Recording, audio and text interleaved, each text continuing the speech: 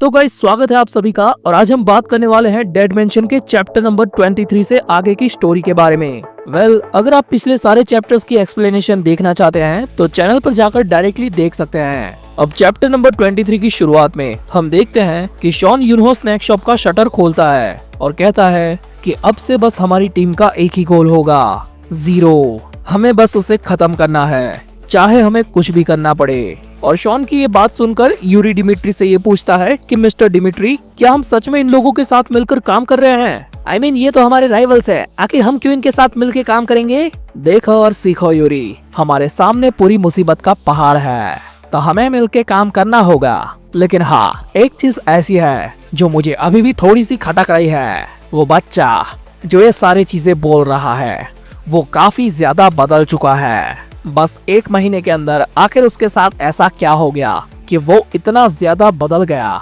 मैं तुमसे ये जानना चाहता हूँ मेरी जान, क्या तुम मुझे ये बताओगी?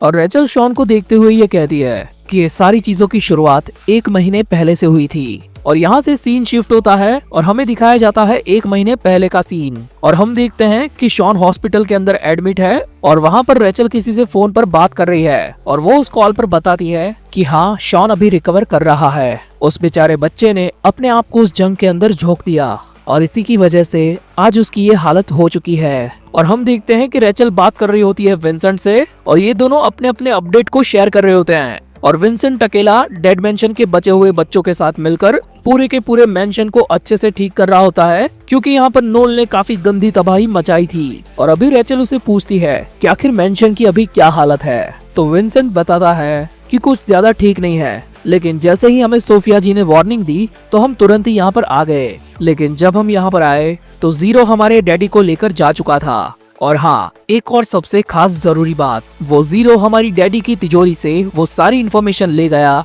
जो प्रोजेक्ट गुड चाइल्ड से जुड़ी हुई थी। यानी कि हमारे डेड मेंशन के बच्चों से जुड़ी सारी जानकारी वो सब हमारे पास से जा चुकी है। क्या सच में? ये नहीं हो सकता। और विंसेंट आगे रेचल को बताता है कि इसी बात का डर हमारे डैडी को बहुत पहले से था, क्योंकि जीरो की प्लानिंग यही है कि वो उन सारे बच्चों की इन्फॉर्मेशन लेकर एक एक करके उन सब के पेरेंट्स के पास जाएगा और उनको खत्म कर देगा। और हम देखते हैं कि जीरो ने अपने प्लान की शुरुआत कर भी दी होती है। हाँ तो छोटी बहन, चिंता मत करो, मैं तुम्हारा दुश्मन नहीं हूँ, मैं तो बस तुम्हें यहाँ पर बचाने के लिए आया हूँ। मेरा साथ दो और मेरे साथ चलो। और पता नहीं क्यों मुझे ये सीन देखकर थोड़ा थोड़ा ऐसे यामाज़ाकी वाली फीलिंग आ रही है, लेकिन हाँ, मैं यहाँ पर गलत भी हो सकता हूँ। यहाँ से सीन वापस से शिफ्ट होता है और हम देखते हैं विंसेंट को, जो रेचल को आगे बताता है कि हम यहाँ पर अपने तरीके से पूरी कोशिश कर रहे हैं। इनफैक्ट हमने तो अपनी बैकअप लिस्ट को भी खोजना शुरू कर दिया, जिससे हम हमारे बायर्स की जानकारी निकाल सकते हैं और उनको कॉल करके पहले ही आगाह कर सकते हैं। लेकिन इसके बावजूद हमारे हाथ अभी भी छोटे पड़ रहे हैं, क्योंकि हमारे पास इतने लोग ही नहीं है कि ये सारे काम के बोझ को हम संभाल सके। यहाँ तक कि हम यहाँ पर बैरफुट के गधों की भी मदद ले रहे हैं, लेकिन रेचल वो भी काफी नहीं होगा। लेकिन चलो एक बार को मान लेते हैं कि जीरो उन पेरेंट्स को खत्म कर देगा, लेकिन इससे ये तो नहीं होगा कि उन बच्चों की ओनरशिप जीरो के पास चली जाए। उनकी असली कमांड तो हमारे पास ही रहेगी ना। लेकिन विंसेंट रेचल को बताता है कि ये तो बात ही नहीं है रेचल, तू बस ये सोच कि मैरी तेरे खिलाफ कैसे चली गई थी और उसने तुझे बताया भी था कि उन लोगों ने कोई रास्ता ढूंढ लिया है, हमारे 3 एब्सोल्यूट प्रिंसिपल्स। क्या पता कि जीरो सच में वो रास्ता ढूंढ लिया हो। शायद जब मैं शॉन को वापस लाने जा रही थी, इसीलिए डैडी ने मुझे ये सब कहा था कि पहले पता लगाओ कि शॉन सच में उन 3 एब्सोल्यूट प्रिंसिपल्स को फॉलो कर रहा है। तो आखिर रेचल, तुम्हें उस बारे में क्या पता चला? अभी के लिए तो मैं कह सकती हूँ कि शॉन हमारे प्रिंसिपल्स को फॉलो कर रहा है, पर दिक्कत फिर भी खड़ी हुई है, क्योंकि जीरो शॉन से कांटेक्ट करने का ट्राई करेगा। मतलब हमें शॉन को डेड मेंशन में वापस बहुत जल्दी लाना होगा और ये भी ध्यान रखना होगा कि वो दोनों एक दूसरे के सामने ना आए। यहाँ पर जीरो और शॉन की बात हो रही है कि अगर वो दोनों एक साथ मिल गए तो डेड मेंशन डायरेक्टली यमराज के पास पहुंच जाएगा। शॉन यहाँ पर कम्प्लीटली बेहोश होता है और उसे पास्ट के कुछ ग्लिम्स याद आते हैं और हम देखते हैं डेड मेंशन के उसी चर्च को, जहाँ पर खतरनाक बारिश हो रही होती है और एक अमीर औरत कार में एक बच्चे को लेकर आती है। ओह माय माय, मेम साहब, आप इतनी रात को इस जगह पर आखिर क्या कर रही हो? मुझे लगता है आप शायद गलती से यहाँ पर आ गई है। लेकिन वो अमीर औरत कहती है, देखो मुझे अच्छे से पता है कि आखिर ये जगह क्या है और कैसे काम करती है। इस बच्चे को लो और इसे बड़ा करो, लेकिन मोहतरमा प्लीज मेरी बात को समझिए, ये ऑर्फन सिर्फ ऐसे बच्चों के लिए है जिनका दुनिया में कोई और नहीं होता, और आखिर एक माँ के होते हुए मैं इस बच्ची को आपसे कैसे ले सकता हूँ। लेकिन वो औरत गुस्से में उस बच्चे को धक्का मार के नीचे गिरा देती है और हमारे डेड मेंशन के डैडी से ये कहती है कि तुम्हें जितना पैसा चाहिए होगा मैं दूंगी, तुम बस ये मान लो कि इस बच्चे का और मेरा कोई रिश्ता नहीं है, ये बच्चा बिल्कुल लावारिस है, मैं इस जैसे शैतान को और नहीं पाल सकती, तुम्हें जो करना है वो करो इसके साथ, इसे पालो या फिर इसे मारो, मुझे कोई फर्क नहीं पड़ता। और इस चीज को याद करके शॉन अपनी बेहोशी से उठ जाता है। अरे मैं तो हॉस्पिटल में हूँ, आखिर अभी क्या हुआ था। और शॉन को याद आता है कि अभी थोड़े टाइम पहले वो मैरी और एली जैंग से लड़ा था, मुझे जाना होगा, वो लोग वापस आ सकते हैं। और ऐसा बोलते हुए शॉन को ये याद आता है कि जीरो ने कॉल पर एली जैंग को ये बताया था कि उस बूढ़ी औरत को मार देना जिसको शॉन अपना पेरेंट मानता है। तो शॉन हॉस्पिटल से सीधा उठकर भगते हुए जाता है सीधा युनहो के घर पे, क्योंकि उसके मन से मानी हुई मदर अभी काफी ज्यादा मुसीबत में है। उस बिल्डिंग में जाने के बाद वो लिफ्ट के बटन को प्रेस करता है, लेकिन लिफ्ट नीचे नहीं आती, तो मजबूरन शॉन बेचारे को सीढ़ियों को चढ़ते हुए ऊपर जाना पड़ता है। और युनहो के घर वाले फ्लोर पर जाते ही शॉन देखता है कि लिफ्ट को एक कटाना ने रोक के रखा है, यानी कि जीरो पहले ही शॉन को मिलने आ चुका है। ओ तो तुम आ गए, काफी देर लगा दी यार आने में, पता है मैं कब से इंतजार कर रहा था तुम्हारा। अबे साले छपरी तू है कौन? अरे भाई मेरे को नहीं पहचाना यार, भाई की इज्जत डुबा दी, ऐसा नहीं करते। तुम्हें पता है कि मैं कितनी दूर से आया हूँ सिर्फ और सिर्फ तुमसे मिलने। और ये बात जीरो शॉन के हाथ को पकड़कर बोल रहा होता है और शॉन सडनली काफी ज्यादा शॉक हो जाता है कि आखिर ये इतनी स्पीड में पलक झपकते ही मेरे करीब कैसे आ गया। मुझे लगा कि उस रात की तबाही काफी होगी जिससे तुम मुझे याद रख पाओ। तुम्हें ऐसा नहीं लगता कि मैं उस बूढ़ी औरत को पहले ही मार चुका हूँ? और ये सुनकर शॉन की इंस्टिंक्ट अचानक से एक्टिव हो जाती है और वो जीरो पर कई सारे अटैक्स कर देता है। यानी कि शॉन फाइनली ये पहचान गया होता है कि यही वो जीरो है जो कॉल पर एली जैंग को ऑर्डर दे रहा था। शॉन काफी ज्यादा फास्ट मूवमेंट करते हुए जीरो को मार रहा होता है, लेकिन जीरो आराम से उन सारे अटैक्स को डॉज करता है। अरे यार हम लोग पहली बार मिल रहे हैं तो मुझे लगा था कि तुम मेरे से अच्छे से पेश आओगे, लेकिन तुम तो मेरे को मार रहे हो। और जीरो आगे शॉन को ये बताता है कि तुम काफी ज्यादा अनोखे हो, तुमने अपने आप ही अपने पेरेंट्स को चूज किया। अबे साले तू क्या ही बक रहा है, मेरे को तो कुछ पता नहीं चल रहा। अगर ऐसा है तो मुझे लगता है कि तुम्हें सच में याद नहीं है कि तुम असलियत में कौन हो। और ऐसा बोलते ही जीरो अपनी कटाना से शॉन पर एक खतरनाक सा अटैक करता है। तू हमारी तरह नहीं है शॉन, तू काफी ज्यादा अलग है, तू हमेशा से इतना अच्छा गुड चाइल्ड नहीं था शॉन। और ये सुनकर शॉन यही सोच रहा होता है कि आखिर ये क्या बोल रहा है, और उसे वापस से वही सारी यादें आती है जो अभी थोड़ी देर पहले बेहोशी की हालत में उसे आई थी, जहाँ पर वो औरत गुस्से में उस बच्चे को जमीन पर फेंक देती है। और अब तक तो आप भी ये जान गए होंगे कि ये बच्चा और कोई नहीं बल्कि शॉन है। और अभी ये छोटू शॉन उस औरत से यही पूछता है कि आखिर मदर मैंने क्या गलत कर दिया? आप हमेशा तो मुझे बताती थी कि कैसे वो औरत बात करते हुए आपको परेशान करती थी, तो इसीलिए मैंने उसको सबक सिखाया और अब से वो आपको परेशान नहीं करेगी। लेकिन मुझे उस कुत्ते के बारे में अभी भी बुरा लग रहा है कि कैसे वो पूंछ हिलाकर मुझे देखता था और फिर मेरे पास आकर मुझ पर भौंकने लगता था। लेकिन अब जो उसकी हालत मैंने कर दी है तो वो कभी भौंक नहीं पाएगा। मॉम, क्या आपको नहीं लगता कि मैंने आपके लिए ये सब सही किया? और छोटे शॉन की ये सारी बात सुनकर वो औरत डर जाती है और डरते हुए उससे ये कहती है कि दूर हो जा साले, मुझसे दूर हो जा, कभी भी मेरे पास मत आइयो। तू इंसान नहीं है, तू हमारी तरह बिल्कुल भी नहीं है, तू दरिंदा है। लगता है कि मैं मामला समझ गया। कोई बात नहीं बच्चा, अब हम तुमको यहाँ पर बड़ा करेंगे। और हम देखते हैं कि डैडी शॉन को चर्च में लेकर आ गए होते हैं और शॉन उनको बता रहा होता है कि मैंने तो वही किया था जो मॉम हमेशा बोला करती थी, और वो वही करना चाहती थी उस औरत के साथ। और यहाँ पर शॉन के पीछे जो ये बच्चा प्रे कर रहा है ना, वही होता है जीरो, जो शॉन को अभी ये सारे पल याद दिला रहा होता है। यानी कि शॉन के जिस वर्जन को अभी हम देख रहे हैं वो डेड मेंशन के द्वारा बनाया गया एक प्रोजेक्ट है, लेकिन असलियत में शॉन अपने बचपन से ही काफी बड़ा साइकोपैथ था। ये काफी ताज्जुब की बात है शॉन कि एक ऐसा बच्चा जिसने कभी कोई ट्रेनिंग नहीं ली, इसके बावजूद वो अपने पेरेंट्स के लिए इतने डेडली काम करता था, बिल्कुल एक गुड चाइल्ड की तरह। और शॉन यहाँ पर चौंकते हुए जीरो से पूछता है, क्या सच में मैं तुम लोगों में से एक नहीं हूँ? मैं डेड मेंशन के बच्चों में से नहीं हूँ? हाँ शॉन, तुम वो बिल्कुल नहीं हो।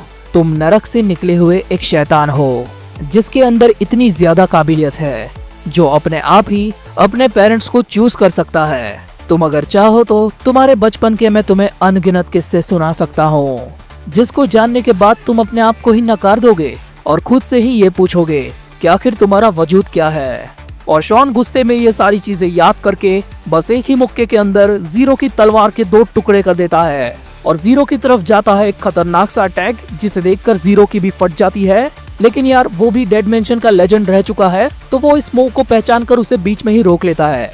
तुम कितनी भी कोशिश कर लो शॉन, तुम हम में से एक कभी ना थे और ना ही कभी बन पाओगे, क्योंकि तुम्हारी असलियत कुछ और है जो तुम्हारे इस भोले नकाब के पीछे छुपी हुई है।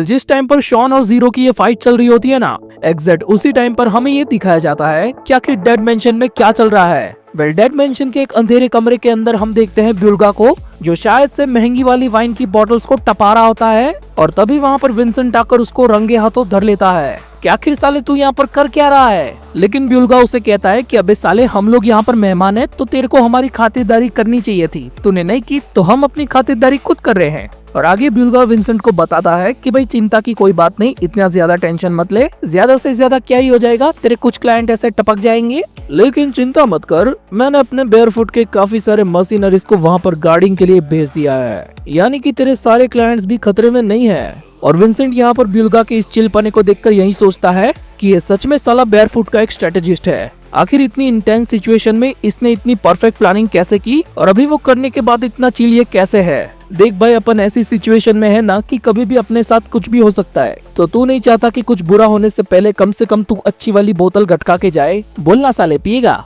और अगले ही सीन में हम देखते हैं कि ये दोनों मिलके भाई काफी सारी बोतल को गटका चुके होते हैं, और विंसेंट फुल यहाँ पर रिग्रेट कर रहा होता है कि ये सारी बोतल डैडी की थी और उनके जाने के बाद हमने उनका पूरा स्टॉक ही खाली कर दिया। पर ब्यूल्गा इतनी पीने के बाद भी होश में होता है और वो सीधे पॉइंट की बात करता है कि आखिर तुम लोगों ने इन बच्चों का ब्रेन वॉश कैसे किया, वो 3 एब्सोल्यूट प्रिंसिपल्स आखिर कैसे वर्क करते हैं। हाँ, तुम इसे एक तरह की ब्रेन वॉशिंग कह सकते हो। यहाँ पर वैसे भी लावारिस बच्चे काफी ज्यादा आते हैं, तो उनके अंदर एक चाहत होती है कि कोई उनसे प्यार करे और उनको अपने परिवार में शामिल करे, और हम सिर्फ इसी पॉइंट का यूज करते हैं। यानी कि ये लोग बच्चों के दिमाग के अंदर एक ही चीज घुसाते जाते हैं कि अगर तुम लोगों ने अपने पेरेंट्स का कहा गया अच्छा काम नहीं किया तो तुम लोग अच्छे बच्चे नहीं कहलाओगे और वो लोग तुमको छोड़ देंगे और वापस से तुम्हारी कोई कीमत नहीं रहेगी, तो तुम लावारिस के लावारिस ही रह जाओगे। इसीलिए ध्यान रखना बच्चों, अगर तुम्हें किसी परिवार का हिस्सा बनना है तो तुम्हें एक गुड चाइल्ड बनना होगा। और ब्यूल्गा ये सारी बात जानकर विंसेंट से ये पूछता है, क्या सच में ये लोग इतनी फुद्दू चीज पर विश्वास भी कर लेते हैं? तुम साले लोग कितने बड़े हरामी हो, और तुम सबका बाप वो डैडी, वो तो साला कतई महा हरामी है।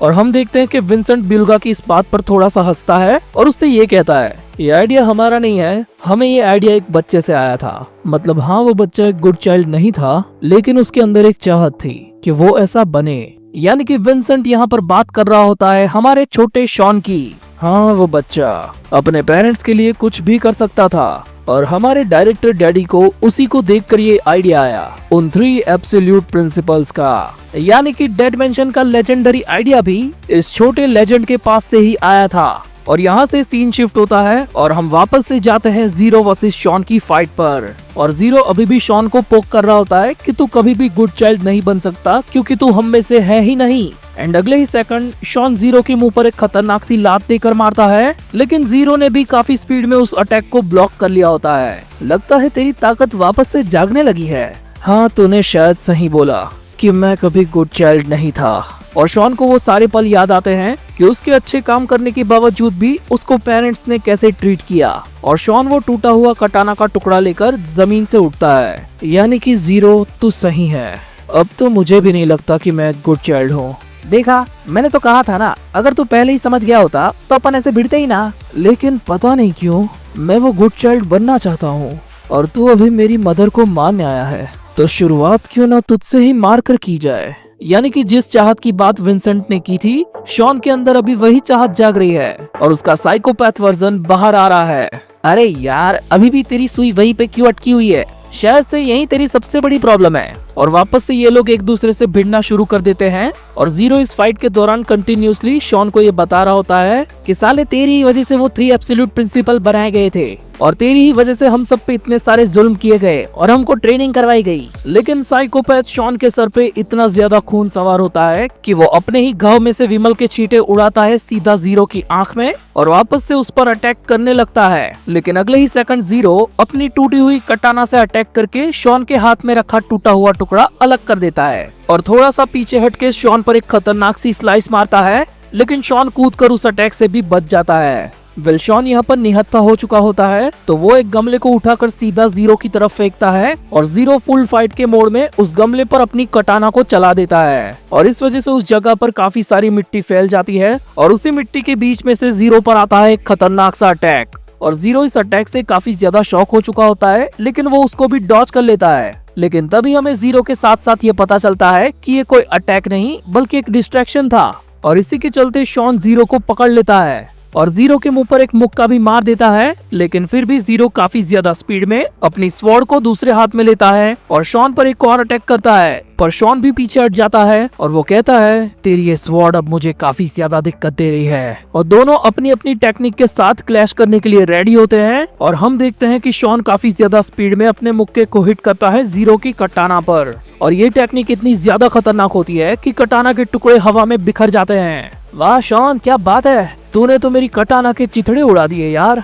तेरा लेवल तो मैंने जितना सोचा था उससे कहीं ज्यादा है लेकिन फिर भी मेरे आगे तो कुछ नहीं है। और ऐसा बोलकर वो शॉन पर मारता है एक इनविजिबल अटैक और ये वाला इनविजिबल अटैक हमने अब तक लुकिज्म के कुछ आइकॉनिक ओपी कैरेक्टर्स को करते हुए देखा है जैसे कि जेम्स ली और शीनू हान, पर हमें अभी इस मानवा में बताया नहीं गया कि आखिर जीरो ने ये अटैक कहां से सीखा। ये अटैक शॉन को लग भी गया होता है और शॉन अभी हवा में होता है लेकिन इस अटैक का इम्पैक्ट उतना भी ज्यादा नहीं होता जितना कि लुकिज्म के बाप लोगों का होता है। तो शॉन हवा में ही जीरो पर एक किक को लैंड करता है बट एज एक्सपेक्टेड जीरो इसे भी ब्लॉक कर लेता है और उसके हाथ में होता है उसका नया हथियार। और यहाँ से सीन वापस से शिफ्ट होता है ब्यूल्गा और विंसेंट की कन्वर्जेशन पर। मतलब ये क्या बात हुई, ये सब उसी बच्चे की वजह से हो रहा है जिसकी तू अभी बात कर रहा है। हाँ मैं बात कर रहा हूँ शॉन की, जिसको तुम गधे लोग मारने वाले थे लेकिन अभी खतरा उस पर भी बना हुआ है। तो क्या तुमने अपने किसी बंदे को उसके पास भेजा है? तो ब्यूल्गा कहता है ना भाई ना,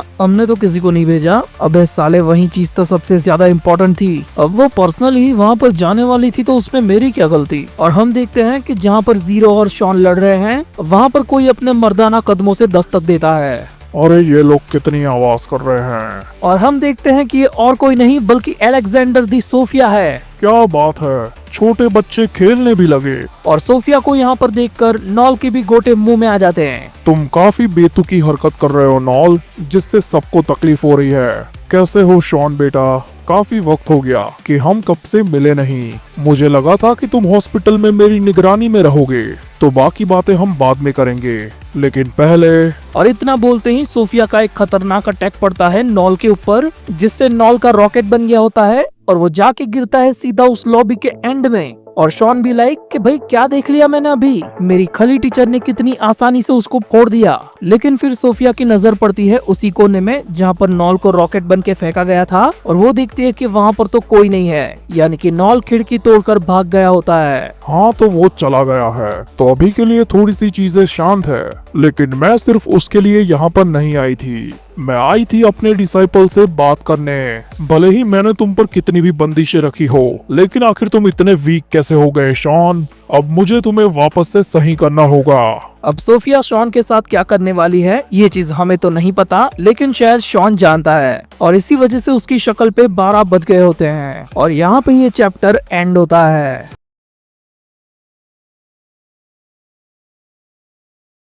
तुम्हें देखकर लगता है कि तुम्हें अब थोड़ा एडजस्ट होना पड़ेगा शॉन। और इतना बोलकर सोफिया शॉन को उठा लेती है। तो चलो बिना किसी देरी के शुरू करते हैं शॉन। अरे मास्टर सोफिया, लेकिन करना क्या है? अरे हाँ, मैं तो तुमको बताना भूल ही गई छोटे शॉन कि जिस बूढ़ी औरत के लिए तुम यहाँ पर आए हो वो अभी यहाँ पर नहीं है।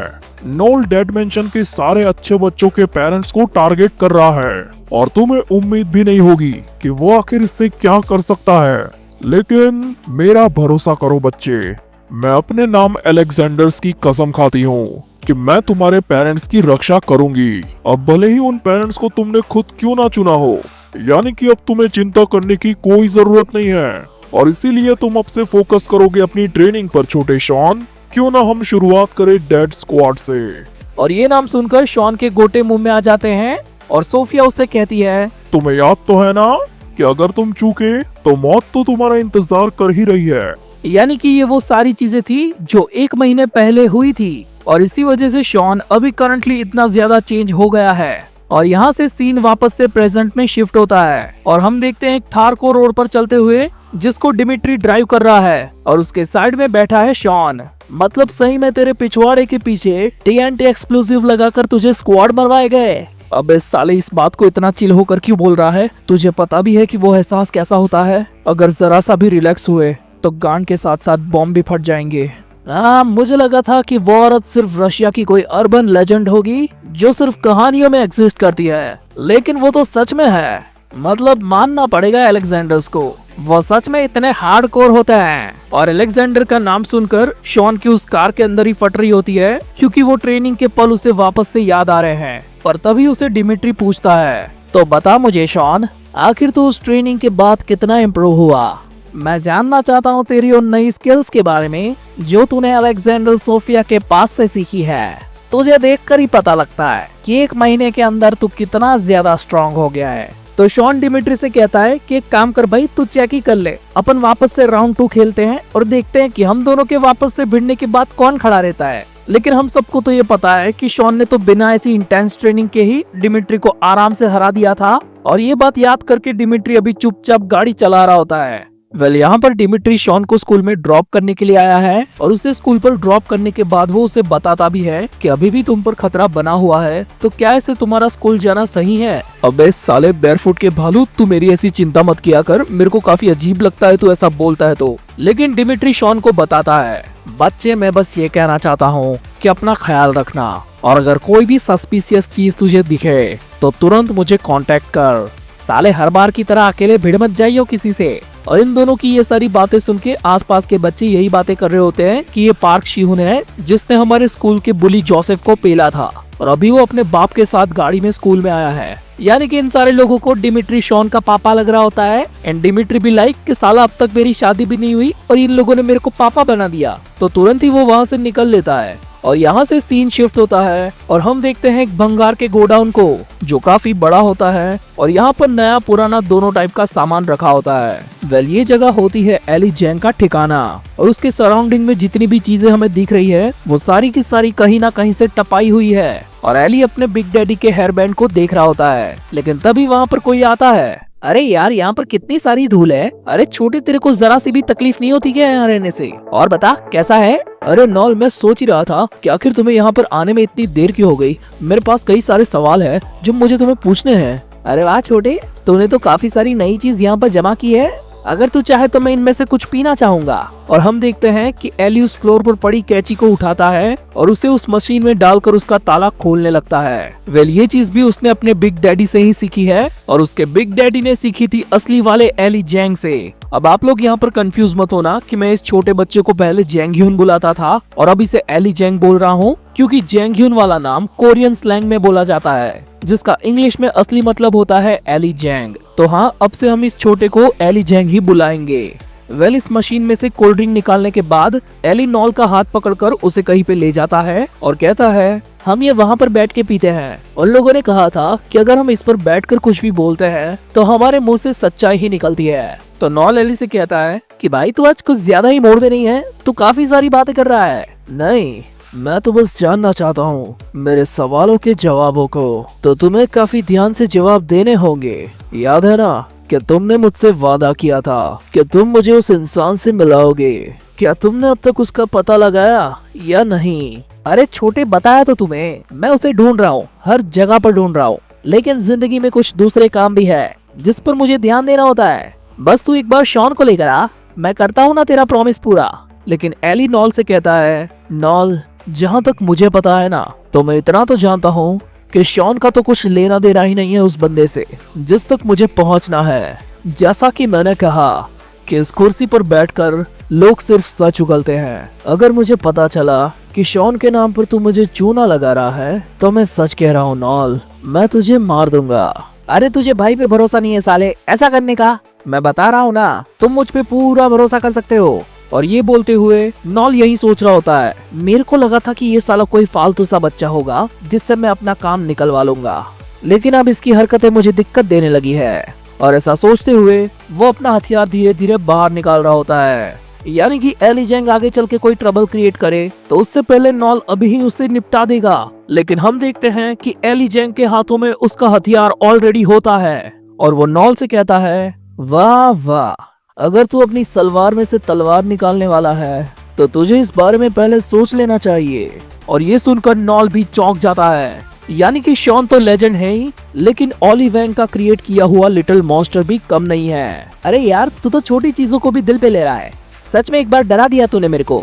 चल कोई नहीं, तो चिंता मत कर, मैं और भी ज्यादा ध्यान से उसे ढूंढूंगा। लेकिन मैं यहाँ पर तुझे ये बताने नहीं आया था, मैं दरअसल तेरे को कहने आया था कि क्या तू कहीं पर घूमना चाहता है? मैं तुझे एक कमाल की जगह बताऊंगा, तुझे मजा आएगा। क्या कमाल की जगह? और यहाँ से सीन वापस से शिफ्ट होता है शॉन के स्कूल पर और हम देखते हैं कि शॉन के क्लास में आते ही उसके क्लासमेट्स उसके बारे में तरह तरह की बातें करने लगते हैं कि इसको तो सस्पेंड किया गया था तो आखिर ये स्कूल क्यों आ रहा है, और क्या व्हाट्सएप ग्रुप पर इसकी जो पिक्चर वायरल हुई थी वो क्या फेक थी। और शॉन को इन लोगों की सारी बातें सुनाई दे रही होती है। वेल शॉन के साथ साथ हम तो जानते हैं कि वो सारी पिक्चर्स एडिटेड थी जो मैरी ने बनाई थी। और यहाँ पर हमें दिखाया जाता है कुछ दिन पहले का सीन जिसमें मैरी अपनी इन गलतियों को ठीक कर रही होती है। तुम्हारा सस्पेंशन इससे खत्म हो जाएगा शॉन, मेरे पास कुछ ऐसे एविडेंस है जिससे हम प्रिंसिपल को ब्लैकमेल कर सकते हैं। तो शॉन उससे पूछता है, लेकिन मैरी यहाँ पर तुम वापस से वही मिस्टेक दोहरा रही हो, ये फोटो को एडिट करके आखिर तुम क्या कर लोगी? तो मैरी उसे कहती है कि ये फोटो बिल्कुल असली है, इसमें कुछ भी एडिट नहीं किया गया।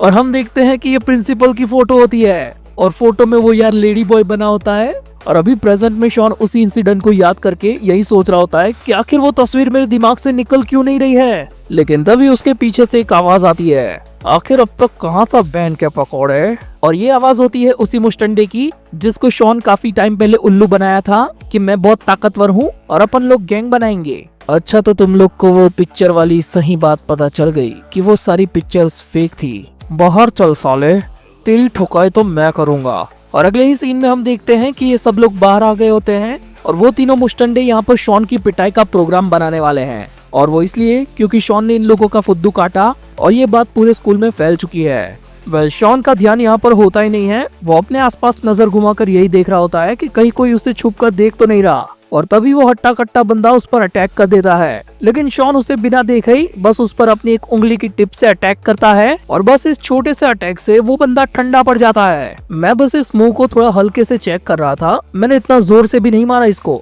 अब तुम लोग डर मत जाना कि मैंने इसको कुछ कर दिया है ऐसा समझ के। मैं तुमको यहाँ पर इसीलिए छोड़ रहा हूँ क्योंकि मैंने वादा किया था कि मैं तुम लोगों को अपनी गैंग में लूंगा। यानी कि डिमिट्री ने बिल्कुल सही कहा था। पिछले 1 महीने के अंदर शॉन ने काफी ज्यादा ट्रेनिंग की है और वो काफी ज्यादा बदल चुका है। और यहाँ से हमें उसकी ट्रेनिंग का एक सीन दिखाया जाता है जिसमें सोफिया उससे कहती है, तुम्हारी असली प्रॉब्लम ये है शॉन कि तुम फालतू में काफी ज्यादा प्रेशर लेते हो और ऐसा प्रेशर लेकर तुम अपने आप को यही समझाते रहते हो कि तुम 3 एब्सोल्यूट प्रिंसिपल्स के अंडर में हो। और शॉन सोफिया से कहता है, मैं समझता हूँ मास्टर, मेरे दिमाग को ये बात समझ में आती है, लेकिन मेरा शरीर इस चीज को एक्सेप्ट नहीं कर पा रहा। छोटा गधा शॉन, अब मुझे मजबूरन तुम पर दूसरी मेथड का यूज करना पड़ेगा। अब अगर तुम अपनी ताकत का इस्तेमाल सिर्फ उन 3 प्रिंसिपल्स के लिए करते हो तो अब हम तुम्हारी टोटल स्ट्रेंथ को ही इंक्रीज करेंगे। यानी कि अभी इस मुस्टंडे को शॉन ने जो मुंह मारा था वो एक तरह की टेक्निक तो थी, पर शॉन ने इसमें बस अपनी उंगली की टिप पर अपनी टोटल स्ट्रेंथ को फोकस किया था। वेल हम देखते हैं कि शॉन ने काफी ज्यादा स्पीड में एक लात मारकर उस दूसरे बंदे को भी सुला दिया होता है। और ये देखकर वो तीसरा आखिरी बंदा वहाँ पर पड़ा एक पोछा उठा लेता है और जब शॉन उसकी तरफ बढ़ता है तो वो शॉन पर उससे अटैक कर देता है, पर शॉन ने इस पोछे के डंडे पर एक लात मार के उसके भी टुकड़े टुकड़े कर दिए होते हैं। और वो पलट कर उन बंदों से कहता है, क्लास की बेल बज चुकी है, अब हमें शायद से जाना होगा। और अगले सीन में हम देखते हैं कि शॉन क्लास के अंदर बैठा हुआ है और यही सोच रहा है कि मास्टर सोफिया ने जो ट्रेनिंग दी वो सच में कारगर साबित हुई। हाँ, भले ही मैं अपनी ताकत को पूरी तरह से कंट्रोल नहीं कर पा रहा, पर सिर्फ थोड़ा ध्यान देने पर ही मेरी ताकत इतनी ज्यादा बढ़ रही है। और तभी हम देखते हैं कि उसकी क्लास के बाहर एक नया स्टूडेंट आता है जो एक बंदे से पूछता है, क्या ये सेकंड ग्रेड का क्लास नंबर 1 है? ओह, तो यहाँ पर है वो। माफ करना, मुझे आने में थोड़ी देर हो गई। और शॉन का इस बंदे की तरफ ध्यान ही नहीं होता। वो यही सोच रहा होता है कि क्या होगा अगर मैं इस पूरी ताकत को कंट्रोल कर पाऊं, और अगर ऐसा करके मैंने इसे पूरे तरीके से यूटिलाइज कर दिया तो मैं उस नॉल और उस एली जेंग नाम के बच्चे से भी निपट पाऊंगा। पर तभी शॉन को ये आवाज आती है, काफी टाइम हो गया शॉन। और इस आवाज के साथ शॉन देखता है कि उसकी तरफ एक लात आ रही है। और हाँ, अभी शॉन के क्लास के बाहर जो नया लड़का आया था वो और कोई नहीं बल्कि एली जेंग है। तुझे देख के लगता है कि तू काफी ज्यादा बदल चुका है। मुझे बता साले, क्या सच में तू ताकतवर बन गया है या फिर तू वापस से उस थके हुए डेड मेंशन का अच्छा बच्चा बनने की कोशिश कर रहा है?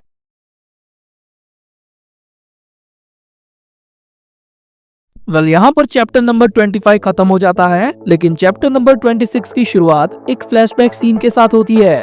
और शॉन रेचल से कहता है कि हाँ, बात तो ठीक है कि मैं चारा बनकर स्कूल में जाऊंगा, और एक तरीके से देखा जाए तो रेचल ये चीज आसान भी हो जाएगी क्योंकि मेरे पास पूरा मौका होगा उन लोगों को दर्द दबोचने का। लेकिन क्या आप कहीं पर जा रही है? आखिर आप अपना ये गेटअप चेंज क्यों कर रही हो? तो रेचल उसे मेकअप करते हुए कहती है, हम वापस से तुम्हें मुसीबत में देखना नहीं चाहते, इसलिए मैं इस अलग गेटअप के साथ तुम्हारे इर्द गिर्द बनी रहूंगी। आखिरकार तुम डेड मेंशन की एक वैल्यूएबल एसेट जो हो, यानी कि कुछ भी हो जाए हमें तुमको प्रोटेक्ट करना ही पड़ेगा। लेकिन वहाँ पर जाने से पहले शॉन, मेरा तुमसे एक सवाल है कि आखिर इस मिशन पर तुम्हारा गोल क्या है? क्या गोल? अरे हमें जीरो को टेक डाउन जो करना है। नहीं बच्चे, अब बात को घुमाओ मत। ये तो तुम भी अब अच्छे तरीके से जानते हो कि मैं किस बारे में तुमसे पूछ रही हूँ। मेरा कहने का मतलब ये है कि अब तक तो तुम जान भी गए होंगे कि तुम डेड मेंशन के उन सारे बच्चों से अलग हो। वो बच्चे कमांड्स के अंदर में रहकर काम करते हैं, लेकिन तुम नहीं। यानी कि अभी कोई भी ऐसा नहीं है शॉन जो तुमको ऑर्डर दे सके। तो आखिर वो कौन सा रीजन है जिसकी वजह से तुम जीरो से फाइट करोगे? क्या तुम अभी भी उसी इल्यूजन में हो कि तुम्हारे दोस्त की मदर, वो बूढ़ी औरत, अभी भी तुम्हारी मॉम है? सच कहूँ रेचल, तो मुझे खुद भी नहीं पता। तो रेचल उसे कहती है कि तुम वापस से मेरे सवालों से भागने की कोशिश कर रहे हो। मैंने कहा ना रेचल कि मुझे नहीं पता आखिर मैं ये क्यों कर रहा हूँ। मुझे तो वो भी याद नहीं है कि तुम लोगों ने मुझे मेरे ही बारे में क्या क्या बताया था। और मेरा मतलब उसी बात से है कि आखिर कोई औरत क्यों मुझे डेड मेंशन में लावारिस छोड़ कर गई। और मुझे तो ठीक से वो भी याद नहीं है कि 1 महीने पहले मेरी फाइट जीरो से हुई थी।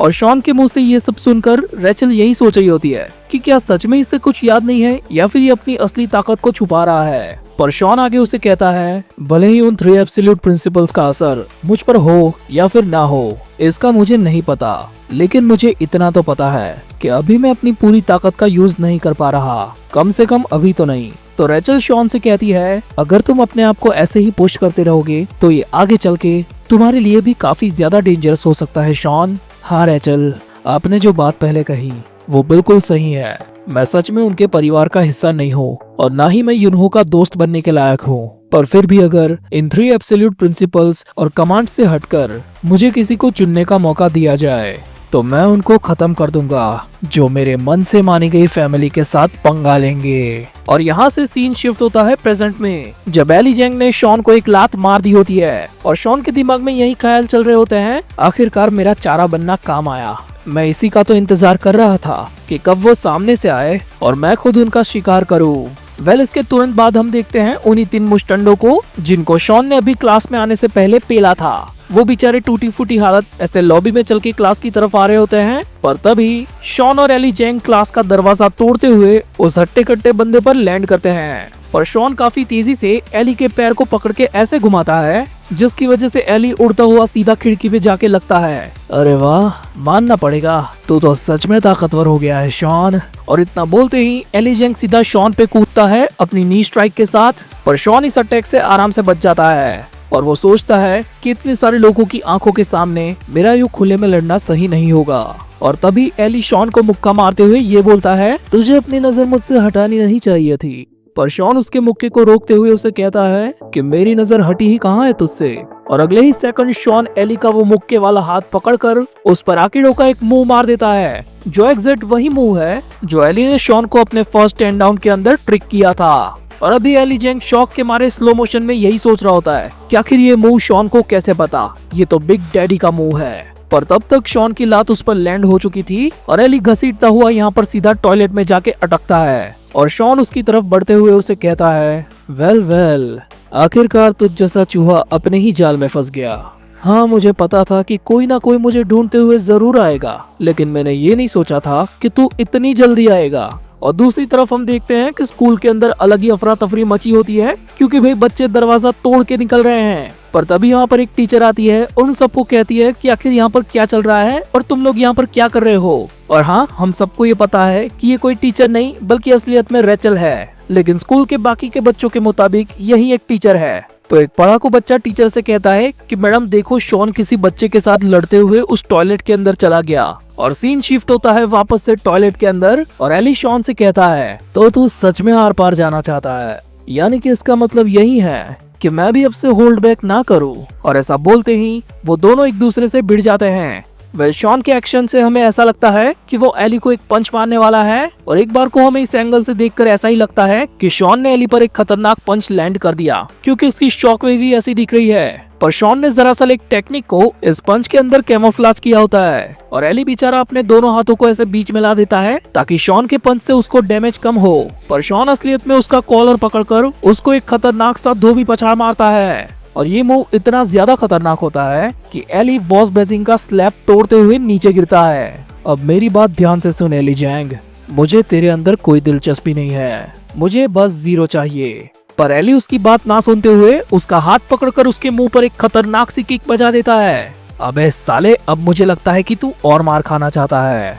तो एली उसे कहता है, तो आना साले, तुझे रोक कौन रहा है।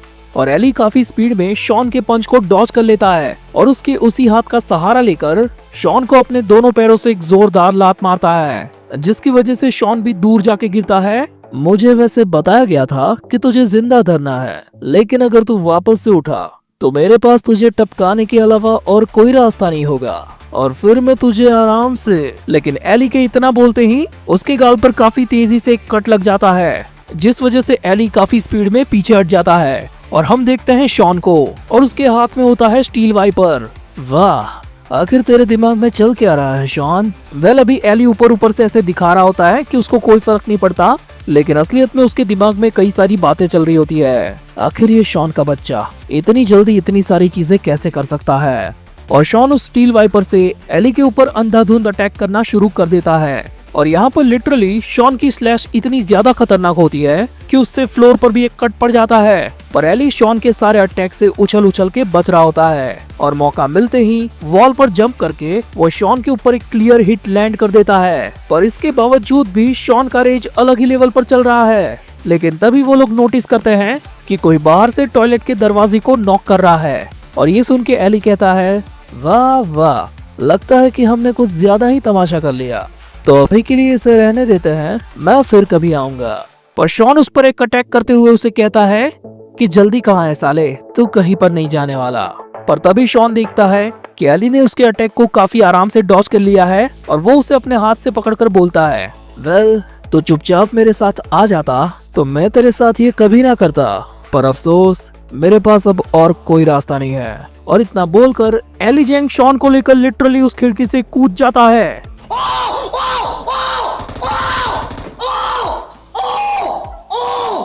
ये क्या हो गया? और लिटरली ये लोग जहाँ से कूदे हैं ना, वो 4th फ्लोर है और ऊपर हवाई हवा में एली शॉन से कहता है, अब बताना साले कि क्या तुझे ऊंचाई से डर लगता है। और शॉन को याद आती है यूनहो की और वो कहता है, हाँ मुझे पता है कि कैसा लगता है। और अगले ही सेकंड शॉन उस वाइपर को सीधा उस दीवार के अंदर धंसा देता है और उसके फ्रिक्शन की वजह से उन दोनों की नीचे गिरने की स्पीड काफी कम हो जाती है। पर फिर भी वो दोनों काफी ऊपर से गिरे थे तो वहाँ पर काफी जोरदार से डिस्ट्रक्शन होती है और इतनी ऊपर से गिरने के बावजूद भी शॉन अपने पैरों पर खड़ा होता है और शॉन के हाथ में हम देखते हैं कि वो वाइपर टूट चुका है और वो टूटा हुआ हिस्सा असलियत में एली की थाइज में लगा है। अरे वाह, अब मुझ पर जरा भी दया मत करना। चल हम वापस से वहीं से शुरू करते हैं जहाँ पर हम अटके थे। यानी कि इस जानवर को फर्क नहीं पड़ता कि इसको क्या हुआ है और इसने क्या किया है। शक्ल देख रहे हो उसकी, इतनी इंजरी के बावजूद उसका एक आंसू तक नहीं बहा और अभी भी लड़ना है भाई साहब को। वेल अगले ही सीन में हम देखते हैं कि उन दोनों को एक आवाज आती है, आखिर तुम दोनों यहाँ पर कर क्या रहे हो, मुझे जरा बताने की तकलीफ करोगे। और हमें पता चलता है कि ये आवाज होती है रेचल की, जो अभी टीचर के गेटअप में है। और वो एली को देखते हुए कहती है, आखिर बच्चे तुम्हारे पैर में ये क्या हुआ, तुम ठीक तो हो ना। और एली उसे कहता है कि मैं ठीक हूँ, मुझे बस चींटी ने काट लिया है। पर शॉन के दिमाग में कई सारे सवाल फट रहे होते हैं, क्योंकि उसकी पास्ट की मेमोरीज के साथ उसका गुस्सा मिक्स हो रहा है और उसके प्रेजेंट में चल रही चीजें उसके अंदर छुपे साइकोपैथ को बाहर निकाल रही है। एंड दूसरी तरफ रेचल एली को कह रही होती है कि देखो बच्चे, तुमने अपने यूनिफॉर्म की क्या हालत कर दी है, और इतनी सारी चोट लगने के बावजूद तुम आखिर खड़े कैसे हो। तो एली उसे कहता है, हाँ मैडम, मेरा यूनिफॉर्म थोड़ा सा फट गया है, लेकिन मैं इसे सुई धागे से सही कर सकता हूँ। पर वो देखता है कि उस टीचर का ध्यान उसके कपड़ों से ज्यादा उसकी चोट पर है। तो वो टीचर को कहता है, अरे मैं ठीक हूँ टीचर, आपको चिंता करने की कोई जरूरत नहीं है, ये तो बस मामूली सी चोट है। पर हम देखते हैं कि टीचर ने उसके हाथ में इंजेक्शन चुभा दिया होता है। आखिर ये क्या था। तो टीचर कहती है, ये तो कुछ नहीं, बस एक छोटा सा एनेस्थेसिया का शॉट था। और अगले ही पल सवाल पूछते हुए एली जेंग बेहोश हो जाता है। मतलब देख रहे हो विनोद, कैसे क्लीवेज दिखाकर चूना लगाया जा रहा है। वेल रेचल बेहोश हो चुके एली जेंग को कहती है, तुम्हें अभी काफी ज्यादा आराम की जरूरत है बच्चे, क्योंकि मेरे सारे सवालों का जवाब देने के लिए तुम्हें काफी सारी ताकत की जरूरत लगेगी। और ये गिरी उनकी पहली विकेट। एली जेंग, आखिरकार हमने तुमको पकड़ लिया।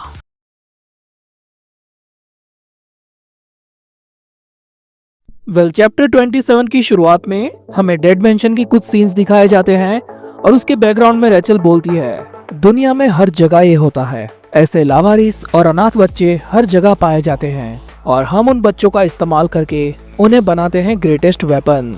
जैसा कि मैंने पहले कहा कि ऐसे बच्चे दुनिया में हर जगह पाए जाते हैं, लेकिन फिर वो वेपन्स किसी जरूरतमंद को हमारे थ्रू बेचे जाते हैं, और वो भी काफी ज्यादा ऊंची कीमत से। और यही है डेड मैंशन का गुड चाइल्ड प्रोजेक्ट। लेकिन इस बिजनेस में हम अकेले नहीं हैं जो ऐसा सोचते हैं, क्योंकि कोरिया में कोई ऐसा था जो वहाँ के लावारिस बच्चों को अपने पास रखता था और उन्हें बनाता था इमोशनलेस मॉन्स्टर्स। वेल अगर आप अभी तक इस बंदे के बारे में नहीं जानते तो मैं आपको फिर से बताता हूँ कि यही बंदा है ओली वैंग, जिसने बनाया है डेड मैंशन के एली जेंग को। और इसके साथ जितने भी ये बच्चे दिख रहे हैं ना, उन सब का भी नाम एली जेंग ही होता है। और अगर आप इस ओली वैंग वाले कैरेक्टर के बारे में और भी ज्यादा जानना चाहते हो तो प्लीज मुझे कमेंट्स में बता देना, तो मैं एक डेडिकेटेड छोटी सी वीडियो भी बना दूंगा। हाँ शॉन, तो अब तक तुम समझ गए होंगे कि ये एली जेंग उस कोरिया के सस्ते वाले डेड मैंशन से है। वेल रेचल ने यहाँ पर सस्ता वाला डेड मैंशन बोला है, लेकिन असलियत में ओली वैंग की गैंग का नाम था हॉस्टल गैंग। और अभी शॉन एली जेंग को देख रहा होता है और यही सोच रहा होता है कि क्या सच में ऐसा भी होता होगा। लेकिन तभी उसे रेचल कहती है, अब तुम्हारा टाइम हो गया है शॉन, तुम्हें वापस से क्लास में जाना होगा।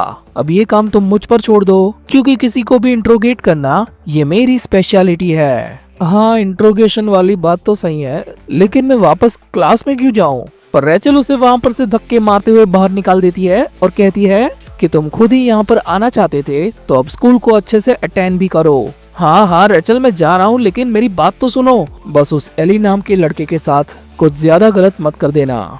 वेल शॉन के जाते ही रेचल वहाँ का दरवाजा बंद करती है और हमें दिखाया जाता है एली जेंग, जिसको बेहोशी की हालत में पास्ट की कुछ चीजें याद आ रही होती है, जिसमें ओली वैंग उसके बाल काट रहा है और वो उसे कहता है, हिलना डुलना बनकर चूजे, अगर ऐसा ही करता रहा तो तू मेरे हाथों से टकला हो जाएगा। एक मर्द के बालों से ही उसकी खूबसूरती झलकती है, अगर कटिंग के बाद तू भोंदू दिखा तो तेरे अच्छे पैसे नहीं मिलेंगे मुझको। पर तभी छोटा एली अपने बिग डैडी से कहता है, क्या ऐसा नहीं हो सकता कि मेरे बाल आपकी तरह बन जाए, मुझे वैसे बाल ज्यादा अच्छे लगते हैं। अरे वाह, क्या आंखें हैं तेरी छोटे, आखिर तूने सबसे बेस्ट चीज को पहचान ही लिया। अब मुझे तेरे डॉक्यूमेंट्स के अंदर कुछ चीजें लिखनी होगी, जैसे कि तेरी पसंद और तेरी नजर काफी ज्यादा अच्छी है, शायद उससे मुझे ज्यादा पैसे मिल जाए। लेकिन बेटा, तुम्हें ये हेयर स्टाइल में चाहकर भी नहीं दे सकता। तो छोटा एली उससे पूछता है, ऐसा क्यों? अगर मैं आपकी तरह कूल दिखूंगा तो मेरे पैसे और ज्यादा नहीं मिलेंगे क्या? नहीं बच्चे, तुम्हें मेरे जैसा नहीं, तुम्हें बनना है एली जेंग जैसा। और हाँ, तुम ऐसे बन सकते हो। वो एली काफी ज्यादा हैंडसम था, तो तुम्हें भी हैंडसम बनना होगा। और वो काफी ज्यादा स्ट्रॉन्ग भी था, तो तुम्हें स्ट्रॉन्ग भी बनना होगा। लेकिन इतना सब कुछ होने के बावजूद वो अकेला था। तो अगर तुम उसके जैसे बनोगे तो काफी अच्छी बात होगी, लेकिन याद रखना कि परिवार और अपनापन वाली ये चीजें तुम्हें कमजोर बनाएंगी। समझ गए ना मेरे छोटे एली? और अपनी इसी मेमोरी को याद करके एली जैंग प्रेजेंट में जागता है। तो तुम जाग गए बच्चे, और एली देखता है कि उसकी चोट पर किसी ने मरहम पट्टी की है और यहाँ तक कि उसके कुछ कपड़े भी बदले हुए हैं। क्या ये सब आपने किया टीचर? हाँ शांत हो जाओ, ये सब मैंने ही किया है, और हाँ थोड़ी बहुत मरहम पट्टी मुझे भी आती है, पर जो चड्डी अभी तुम्हें पहनाई गई है वो शॉन की है। पर एली रेचल से पूछता है, मैं तो आप लोगों का दुश्मन हूँ, तो आखिर आप लोगों ने मेरी मदद क्यों की? क्योंकि हर बार जबरदस्ती काफी नहीं होती, क्योंकि अगर हम साथ में मिलके काम कर सकते हैं तो आखिर दुश्मनी क्यों? और रेचल की ये बात सुनकर एली जैंग सोच में पड़ जाता है, और उसके सामने बैठी रेचल अपने दिमाग में यही बोल रही होती है, जब मैंने शॉन से कहा था कि मैं इसे इंट्रोगेट करूंगी तो इसका मतलब ये नहीं था कि मैं इसे टॉर्चर करूंगी। मुझे अच्छे से पता है कि इस उम्र के ऐसे बच्चों के साथ कैसे पेश आना है और उनको बहला फुसला कर सारी बातें निकालनी है, क्योंकि एली जैसे बच्चे ऐसी प्यार की भाषा सुनकर थोड़े से नर्वस तो हो ही जाते हैं। तो मैंने यहाँ पर तुम्हारी मदद की है एली, तो अब तुम मेरे सवालों का जवाब देकर मेरी मदद करो। पर हमें यहाँ पर पता चलता है कि रेचल की इन सारी हरकतों पर दूर से कोई नजर रख रहा है, और वो बंदा कहता है, अरे नहीं नहीं, ये ठीक नहीं हो रहा है। ऐसे तो वो बेचारा छोटू धीरे धीरे उसको पसंद करने लगेगा, पर नॉल को इन चीजों से तकलीफ नहीं होगी। लेकिन यार इस वाले एंगल से रेचल को देखने में ज्यादा मजा आ रहा है। अब तो दिल कर रहा है कि इसे और करीब जाकर देखो। मेरा इंतजार करो सेनोरिटा, मैं आ रहा हूँ। वेल यहाँ से सीन शिफ्ट होता है और हम देखते हैं स्कूल के जिम को, जहाँ पर रेचल एली को लेकर आई है और वो उसे खाना भी खिला रही है। लेकिन इसके बावजूद एली उसे कहता है, मुझे माफ करना, आप लोग कितने भी अच्छे बनो मेरे साथ, लेकिन मैं कुछ भी नहीं बताऊंगा। तो रेचल उसे कहती है कि हाँ तुम्हें देखकर ही पता चलता है कि तुम जीरो की साइड से हो। नहीं नहीं, मैं किसी की साइड पर नहीं हूँ, एली को हमेशा अकेला रहना है। पर तुम्हारी बात पर मुझे यकीन नहीं हो रहा बच्चे, क्योंकि तुम शॉन से आज दूसरी बार लड़ चुके हो। मैं तो बस नॉल की थोड़ी सी मदद कर रहा हूँ, लेकिन मेरे गोल्स तो उससे अलग है, और इसी के चलते मुझे उसके साथ काम करना पड़ रहा है। और इसके बदले नॉल अपने नेटवर्क का यूज करके मेरे लिए उस इंसान को ढूंढेगा। यानी कि तुम बता रहे हो कि नॉल के पास अपना खुद का कोई नेटवर्क है, तो क्या उस नेटवर्क के अंदर सिर्फ तुम जैसे बच्चे हैं या फिर कोई और भी है? कहीं ऐसा तो नहीं कि वो तुम्हें उस नेटवर्क की लालच देकर तुमको चूना लगा रहा हो? नहीं नहीं, ऐसा नहीं है। नॉल का इंफॉर्मेशन नेटवर्क और उसमें रहे लोगों की आंखें और कान काफी दूर दूर तक फैले हुए हैं, और उसी के सहारे वो उस बंदे को ढूंढेगा जो असली वाले कारपेंटर के पास से भाग गया था। अब यहाँ पर कई लोगों को ये असली वाले कारपेंटर वाला भी रेफरेंस समझ में नहीं आया होगा, तो उनके लिए मैं कुछ खास चीजें बता देता हूँ कि यहाँ पर बात हो रही है असली वाले एली जैंग की, जिसकी स्टोरी लाइन हमें लुकिज्म वाले मानवा में देखने को मिलती है, और उसको बनाने वाले बंदे का नाम होता है मिस्टर कारपेंटर। लेकिन असली वाला एली जैंग थोड़ा बड़ा होने के बाद उसके पास से भाग जाता है। और हाँ, यहाँ पर जो रियल कारपेंटर वाली बात हो रही है, उस कारपेंटर का रेफरेंस हमें डेड मेंशन के पहले चैप्टर में ही दे दिया गया था। अब जो भी ये डिटेल जानता हो प्लीज कमेंट्स में बता देना। अब रेचल एली को पूछती है कि आखिर ये कारपेंटर कौन है और तुम ये किसकी बात कर रहे हो जो बिल्कुल तुम्हारी तरह है? मिस्टर कारपेंटर ने मुझे बहुत सारी चीजें सिखाई जिसके बारे में आप सोच भी नहीं सकती। वो चीजें उतनी ज्यादा खतरनाक है, लेकिन जैसे ही मैं थोड़ा बड़ा हुआ तो मैंने उनसे कुछ ट्रेनिंग ले ली थी और फिर मैं वहाँ से भाग गया। लेकिन एक चश्मे वाला बंदा मेरा पीछा कर रहा था, वो मेरे पीछे पड़ा था और इसी वजह से मुझे सड़कों पर रहना पड़ा। पर तभी मेरे पास नॉल आया और रेचल एली को कोल्ड ड्रिंक देते हुए ये पूछती है कि आखिर नॉल तुम्हारे पास क्यों आया था? और एली जैंग बेचारा कोल्ड ड्रिंक देखकर खुश हो जाता है और एक्साइटमेंट के चलते सारी चीजें बताने लगता है। उसने कहा था कि उसका एक काम है जिसके लिए वो मेरी मदद चाहता है और वो बिल्कुल मेरी तरह सारे गुड चाइल्ड को आजाद करना चाहता है और फिर हम सब एक परिवार बन के रहेंगे। और एली के इतना बोलने के बाद हम देखते हैं कि रेचल और उसके पीछे वही बंदा आकर बैठा है जो अभी थोड़ी देर पहले काफी दूर से इनकी सारी हरकतों पर नजर रख रहा था। और वो कहता है, अरे यार बच्चे, तुम कितनी आसानी से ये सब बक रहे हो। लगता है कि तुम इस मैडम की खूबसूरती में पागल हो गए हो। वेल रेचल भी यहाँ पर काफी ज्यादा शौक होती है कि आखिर ये इतने शातिरपने से यहाँ पर कैसे आया, जिसका रेचल को भी पता नहीं चला। सेनोरिटा रेचल, मैं शायद से तुमसे पहली बार मिल रहा हूँ। मेरा नाम है मिगेल। और हाँ बच्चे, तो चिंता मत कर, मैं तेरी ही साइड हूँ। मुझे नॉल ने भेजा है तुझे यहाँ से वापस निकालने के लिए। तो रेचल काफी शॉक होकर उससे कहती है, क्या तुम सच में मिगेल हो? वही मिगेल जो... क्या तुम मुझे जानती हो? ये तो काफी ज्यादा सम्मान की बात है। और हमें यहाँ पर ऑथर के द्वारा बताया जाता है, स्पेनिश मर्सिनरीज के अंदर यह अफवाह काफी ज्यादा फैली है कि अगर तुम किसी मेटाडोर यानी कि बुल फाइटर को उसके लाल कपड़े के साथ देखो तो गलती से भी उसकी तरफ आगे मत बढ़ना, क्योंकि वो मेटाडोर कब तुम्हारे पीछे आ जाए तुमको पता भी नहीं चलेगा। और अंडरवर्ल्ड में एक ऐसा मर्सिनरी भी है जिसको कहा जाता है ब्लैक मेटाडोर। और ये ब्लैक मेटाडोर यही बंदा है जिसका पूरा नाम होता है एंटोनियो मिगेल। और अभी प्रेजेंट में रेचल मेटाडोर को पूछती है कि आखिर तुम नॉल के साथ काम क्यों कर रहे हो?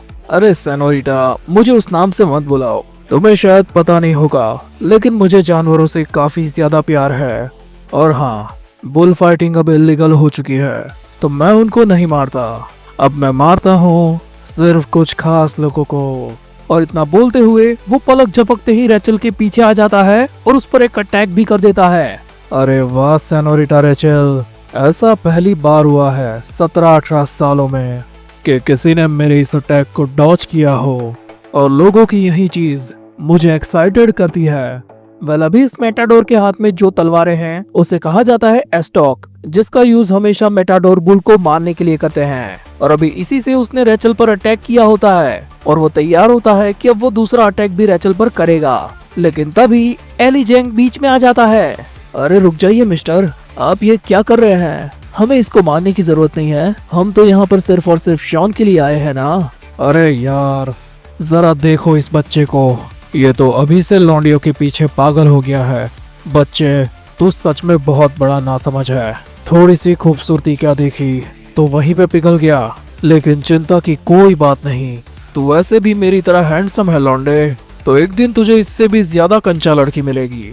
पर ये तब होगा जब तू मेरी तरह बड़ा होगा। और ऐसा बोलते हुए उस मेटाडोर ने अपनी तलवार को एली जेंग के आर पार कर दिया होता है। और एली बेचारा पूछता ही रह जाता है, आखिर तुमने ऐसा क्यों किया? नॉल ने मुझसे कहा था कि अगर मुझे जरा सी भी हिंट मिले कि तुझ जैसा चूजा हमसे गद्दारी करने वाला है तो मैं तुझे वहीं खत्म कर दूं। और वैसे भी छोटे चूजे, तू काफी ज्यादा डरावना है। और अगले ही सीन में हम देखते हैं कि एली जेंग जमीन पर गिर चुका है, पर तभी रेचल मेटाडोर को गन पॉइंट पर वहीं पर रोक देती है। पर मेटाडोर नीचे झुककर रेचल की गन पर काफी तेजी से अटैक करता है, जिसकी वजह से रेचल की गन के चीथड़े उड़ चुके होते हैं। तो रेचल काफी स्पीड में मेटाडोर से पीछे हट रही होती है, लेकिन इसके बावजूद मेटाडोर उस पर एक और अटैक कर देता है। और रेचल इस अटैक से भी बच चुकी होती है, लेकिन इस अटैक ने उसके पूरे टीचर वाले आउटफिट को फाड़ दिया होता है। और हम देखते हैं कि रेचल ने अपने असासिन वाले कपड़े अंदर की तरफ पहने होते हैं, जिसमें उसके पास एक्स्ट्रा गन भी है। तो वो उसी गन से मेटाडोर पर कई सारे राउंड्स फायर करती है, लेकिन मेटाडोर इनसे बचते हुए काफी ज्यादा चिल होता है। और एग्जैक्ट उसी टाइम पर रेचल की गन का सेल बीच में ही अटक जाता है और वो उस गन से बुलेट को फायर ही नहीं कर पाती। और इसी बात का फायदा उठाकर मेटाडोर उसकी तरफ बढ़ता है। बहुत बुरा हुआ सेनोरिटा, यहाँ तक कि नसीब भी तुम्हारा साथ नहीं दे रहा।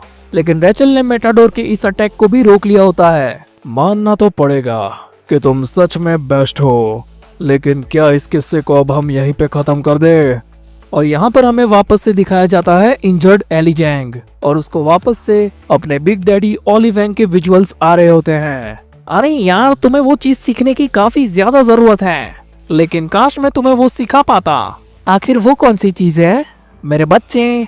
वो एक ऐसी चीज है जो मैं चाहकर भी तुम्हें नहीं सिखा पाऊंगा, क्योंकि वो चीज सिर्फ तुम्हें असली कारपेंटर ही सिखा सकता है। और ये सारी चीजें याद करके प्रेजेंट में एली जेंग अपनी जगह पर धीरे धीरे खड़ा होता है और उसके दिमाग में अपने बिग डैडी की आवाज गूंज रही होती है। अगर तुम एक दिन उससे मिलोगे तो तुम पक्का वो चीज सीख जाओगे। और मेटाडोर अचानक से नोटिस करता है कि इस पूरी जगह का ऑरा अचानक से चेंज हो गया है, और वो देखता है कि जहाँ पर एली जेंग पड़ा था वो वहाँ पर नहीं है।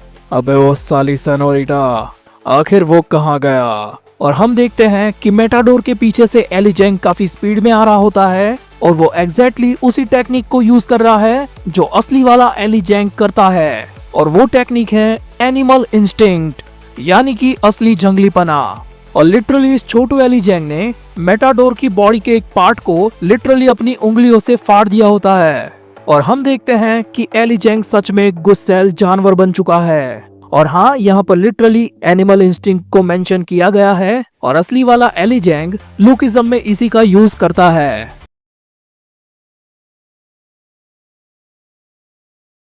अब इस चैप्टर की शुरुआत में हमें दिखाई जाती है गाड़ी, जिसके साइड मिरर पर लिखा होता है कि ये एक रशियन वेस्ट रिमूवल कंपनी है और ये वान अभी शॉन की स्कूल से ठीक बाहर खड़ी है। और उसके अंदर बैठा है खट्टा खट्टा बंदा, बाकी के बंदों को बताता है 9 का ऑर्डर आ चुका है, अगर कोई भी हमारे रास्ते में आए तो हमें उसका गेम बजा देना है और उस एली जैंग नाम के बच्चे को भी टपकाना है। यानी कि ये सब नॉल के ही हायर किए हुए भाड़े के टट्टू है और इनका काम यहाँ पर मेटाडोर को बैक सपोर्ट प्रोवाइड करना है, क्योंकि नॉल भी अच्छे तरीके से जानता है कि एली जैंग को खत्म करना इतना भी आसान नहीं होने वाला।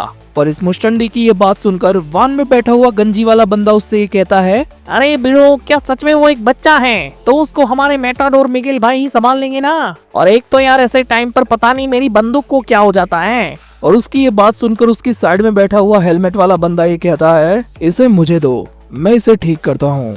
अरे चचा, लगता है कि तुमने इसे ठीक से नहीं रखा, क्योंकि ये ऐसी बंदूक नहीं है जो इतनी आसानी से खराब हो जाए। लेकिन इस अनजान बंदे की बात सुनकर उसके सामने बैठा मुस्टंडा उससे पूछता है, बस साले तू है कौन? पहले भी तूने मेरे को नाम नहीं बताया और तू तो साले हम में से लगता ही नहीं है। तो वो अनजान बंदा अपना हेलमेट उतारते हुए ये कहता है, मैं तुम्हें फेमिलियर इसीलिए नहीं लग रहा क्योंकि मैं तुम में से हूँ ही नहीं।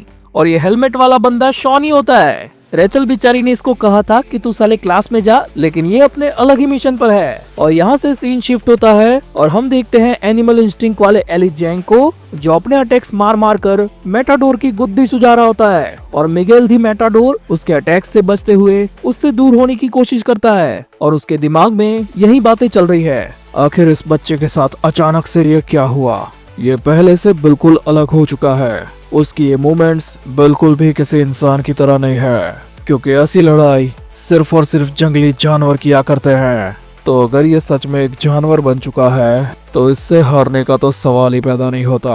सेनोरिटा रेचल, मैं जानता हूँ कि मेरा ये कहना बेशर्मी होगी, लेकिन अभी के लिए आप जरा साइड पर चुपचाप बैठिए। और अपना मेटाडोर वाला लाल कपड़ा निकालकर वो बोलता है कि अब ये कोई आम लड़ाई नहीं रही, ये जानवर और इंसान के बीच की स्वाभिमान की लड़ाई बन चुकी है। तो एली जैंग, मेरे करीब आओ, मैं तुम्हें दिखाता हूँ कि आखिर असली मेटाडोर कैसे शिकार करता है। और एली बिल्कुल एक जानवर की तरह काफी तेजी से उसकी तरफ बढ़ता है और अगले ही पल वो उस लाल कपड़े को बस अपने एक अटैक से फाड़ देता है। पर तभी एली ये नोटिस करता है कि मेटाडोर ने उसकी बॉडी का सपोर्ट लेकर अपने आप को ऊपर उठा लिया है।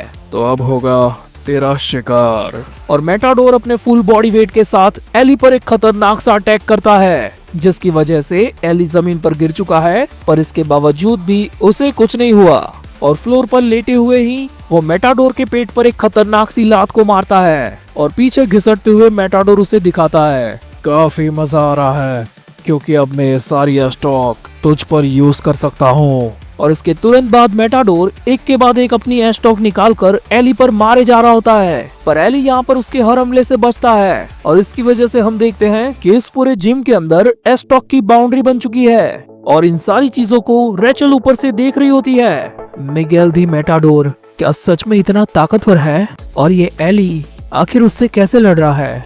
आखिर ये किस तरीके की फाइट है? और हम देखते हैं कि मिगेल अपने हाथ में एक एस्टॉक लेकर एली को मारने के लिए ऊपर जंप करता है। मैं एक मेटाडोर हूँ बच्चे, आखिर तेरी मेरे सामने औकात क्या है? पर इससे पहले कि मेटाडोर कुछ आगे बोलता, एली खड़े खड़े ही उसके मुंह पर एक घुटना बजा देता है। पर इससे मेटाडोर को कोई खास फर्क नहीं पड़ता, उल्टा वो एली के पेट में खतरनाक सी लात मारकर उसे पीछे फेंक देता है और एली सीधा जाकर टकराता है उन सारे एस्टॉक से बनी बाउंड्री से। यानी कि एक तरीके से मेटाडोर ने इस जानवर को पिंजरे में कैद कर लिया है और वो काफी तेजी से एक एस्टॉक के साथ एली पर अटैक करने के लिए आगे बढ़ता है और उस एस्टॉक का पहना हिस्सा एली को लगने ही वाला होता है कि तभी एली अपने आसपास लगी एस्टॉक का सपोर्ट लेकर ऊपर उठ जाता है, जिसकी वजह से मेटाडोर का अटैक तो उसको छू भी नहीं पाता।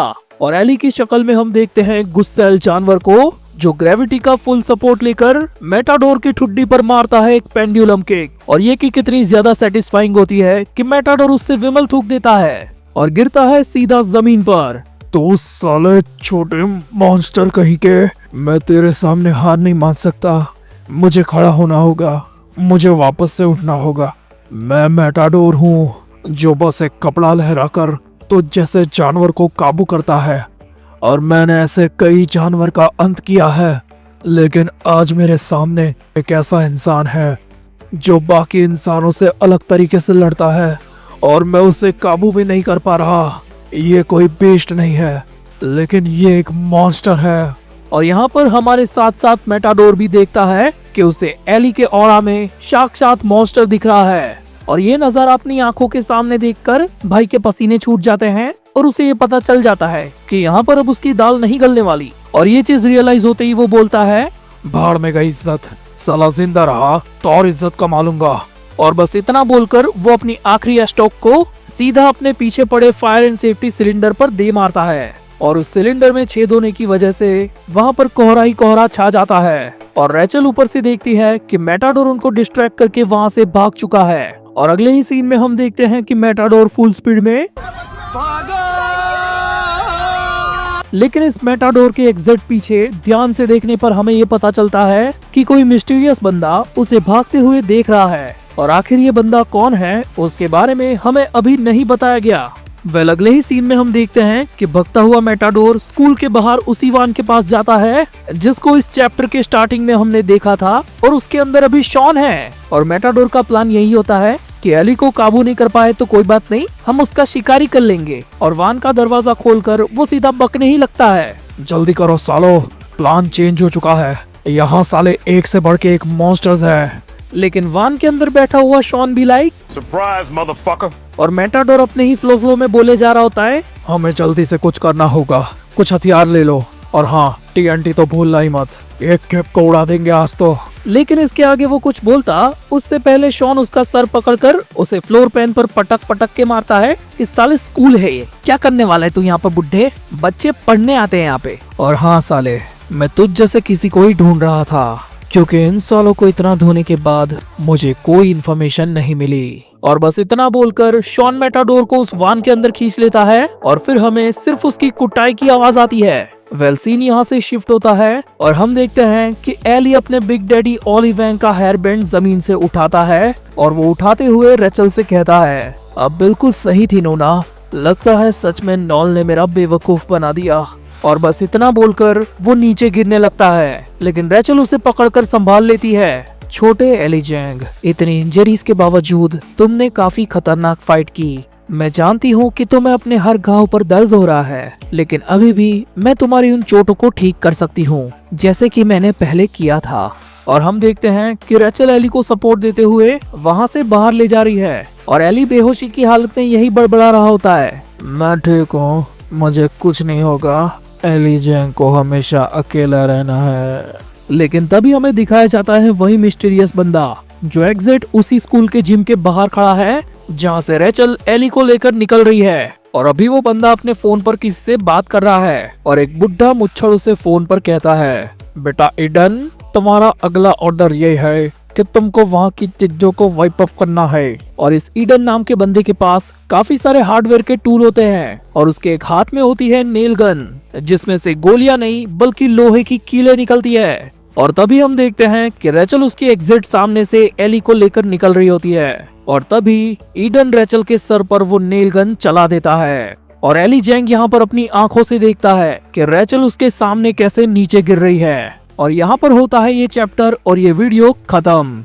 तो ये मानवा की स्टोरी काफी इंटेंस लेवल पर जा रही है, लेकिन अब भी इस कहानी में बहुत कुछ ऐसा है जो रिवील होना बाकी है। तो अगर आपके पास इससे जुड़ी कोई थियरी या फिर क्वेश्चन है तो प्लीज मुझे कमेंट्स में बताना, मैं पूरा ट्राई करूंगा कि आपको अच्छे से आंसर दे पाऊं। तो अगर आपको मेरी ये एक्सप्लेनेशन पसंद आई और ये वीडियो अच्छी लगी तो प्लीज इसे लाइक कर देना, और अगर चैनल पर नए हो तो प्लीज इसे सब्सक्राइब भी कर देना। और मैं मिलूंगा बहुत ही जल्द एक और नई वीडियो के साथ।